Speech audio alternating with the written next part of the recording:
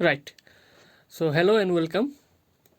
Today we are going to start a new chapter, that is the second chapter of the unit Human Physiology, which is breathing and exchange of gases.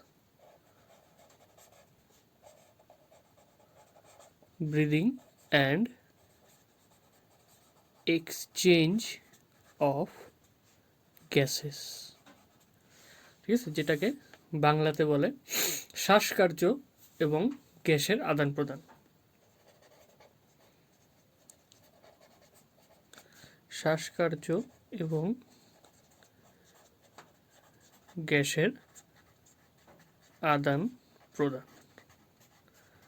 So let's get into the introduction or concept of this chapter first.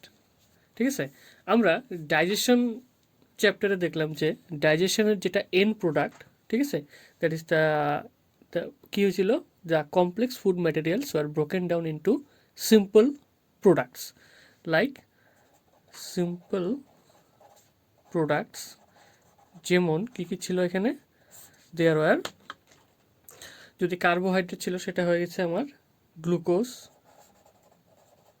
Protein থাকলে amino acid, and যদি lipid ছিল তো fatty acid and glycerol.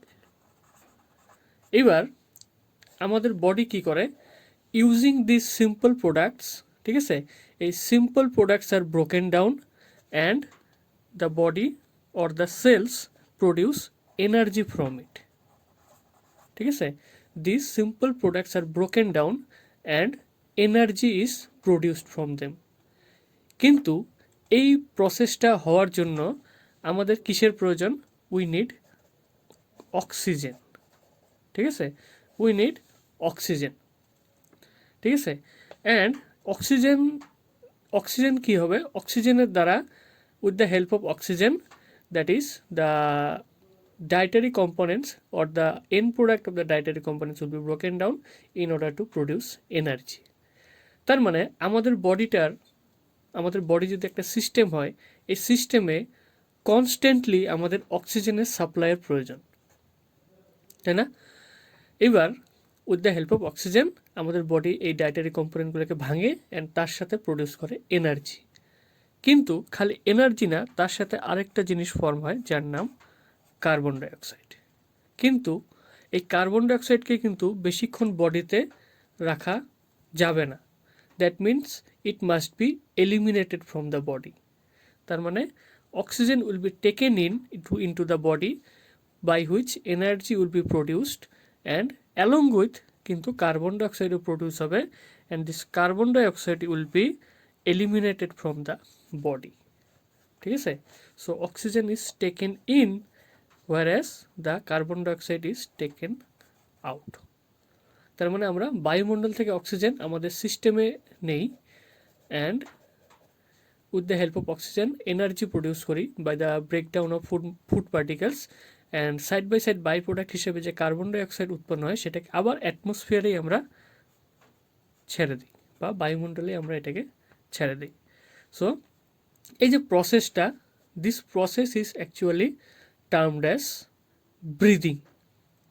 ঠিক আছে, breathing বা শ্বসন কার্য, শ্বাসকার্য, বা এটাকে আরেকটা ভাষায় রেসপিরেশন বা শ্বসনও বলা যায়। এবার তার মানে we are exchanging the oxygen from the atmosphere with the carbon dioxide produced by the cell. আমি অক্সিজেনের সাথে কার্বন ডাইঅক্সাইডকে এক্সচেঞ্জ করতেছি, that is why it is also একটা বলতে পারি আমরা, there is a exchange of gases going on, বা গ্যাসের আদান প্রদান। ঠিক আছে, so the process of exchange of oxygen from the atmosphere and with the কী হবে, CO2 produced by the cells is known as breathing. এই প্রসেসটাকে বলে, টোটাল প্রসেসটাকে একসাথে বলে ব্রিদিং বা শ্বাসকার্য, অ্যান্ড বা এটাকে অন্য ভাষায় আমি রেসপিরেশনও বলতে পারি, রেসপিরেশন বা শ্বসন। সো দিস ইজ দ্য একদম basic idea of the or the concept of this chapter. ঠিক আছে, তো এইবার আমরা দেখে নেই before going in to the respiratory system, যেটাকে আমরা মডেল হিসাবে সবসময় হিউম্যানকে স্টাডি করি, কিন্তু সেটা করার আগে আমরা একবার দেখে নিই যে আমাদের ভেরিয়াস যেটা আমাদের অ্যানিম্যাল কিংডম যেটা, সেখানে আমাদের ইনভার্টিব্রেটের অ্যান্ড ভার্টিব্রেটদের রেসপিরেটরি অর্গান বা শ্বসন অঙ্গটা কী কী হয় বা কী কী উপায়ে এরা তোমার শ্বসন কার্যটা সম্পাদন করে। So first of all let us talk about the invertebrate. And invertebrate হলেই আমাদের কি স্পঞ্জ আসে বা পরিফেরা আসে না। পরিফেরা, এখানে আমি লিখলাম হেডলাইনটা, different respiratory organs in animals. So first of all আমাদের যেটা এক নাম্বার আসবে, that is the porifera. From porifera up to platyhelminthes, that is the flatworms. flatworms কি হবে, এদের কিন্তু স্পেশাল কোনো রেসপিরেটরি অর্গানের দরকার নেই। এদের কি হয়, এদের যেটা বডি সারফেস দিয়েই এই রেসপিরেশন কাজটা সম্পন্ন হয়, অ্যান্ড প্রসেসটা অবভিয়াসলি হবে ডিফিউশন বা ব্যাপন। So respiration helps occurs with the help of body surface, no sophisticated organs are found. Then next আসবে আমাদের যেটা আস্তে আস্তে অ্যানিলিডা আসবে তারপর। তো অ্যানিলিডার প্রথম হবে আর্থওয়ার্ম। এক্সাম্পল, এই আর্থওয়ার্মের কিন্তু কি থাকবে, there will be tracheal tubes,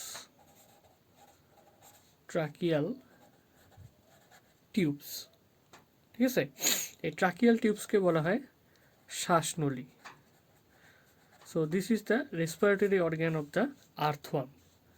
and if I talk about the আর্থওয়ার্মের পরে যদি আমি অ্যানিলিসের কথা বলি, যে আর্থ্রোপোডার